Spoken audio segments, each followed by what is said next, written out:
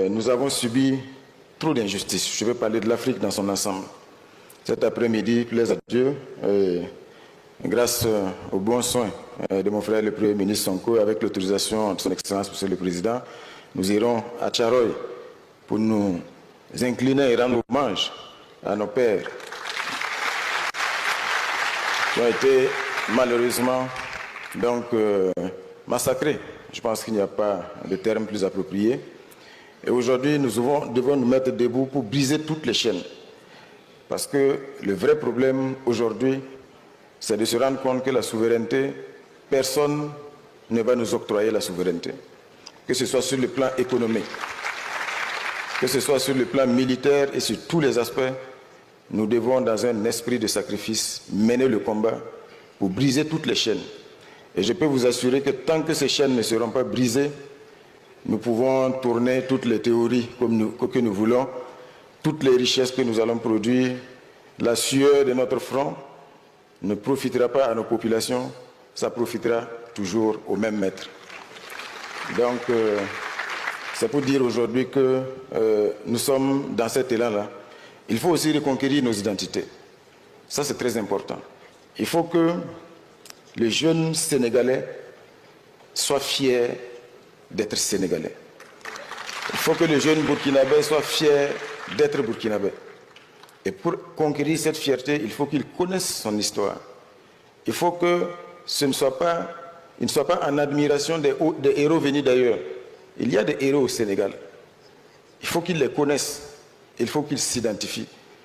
Sinon, malheureusement, et je vais terminer par là, nous avons aujourd'hui tous les schémas qui sont là pour perpétuer la logique de la domination. Quand vous prenez l'éducation, malheureusement, je ne connais pas très bien le système éducatif ici au Sénégal, mais je peux le dire pour le Burkina Faso, nous préparons les jeunes à l'immigration.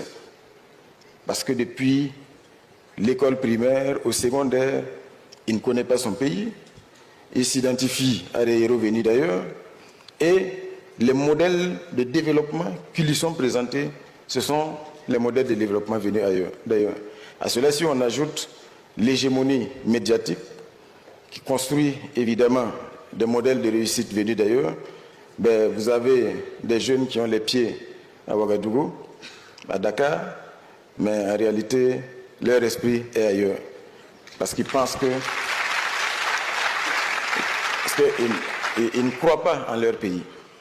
Donc je pense que c'est vraiment un combat profond à gagner et je pense que c'est vraiment le préalable pour que nous puissions aujourd'hui rentrer dans une dynamique vertueuse pour toute l'Afrique et faire en sorte aussi que nous nous rendions compte que les frontières ne sont que des lignes artificielles et que les lignes artificielles sont des lignes de fragilité, de vulnérabilité, d'affaiblissement. Et il y en a qui profitent justement de ces lignes artificielles. Donc nous ne devons pas les transformer en murs. Nous devons faire en sorte aujourd'hui d'avoir une zone harmonisée afin que le Burkinabé puisse aller et venir, que le Sénégalais puisse aller et venir, que les ressources du Sénégal profitent à toute la sous-région, les ressources du Burkina Faso, parce que nous avons tout. Je dis l'Afrique est un continent béni. Le moment est venu de nous en rendre compte et de faire en sorte de véritablement transformer tout cela. Merci.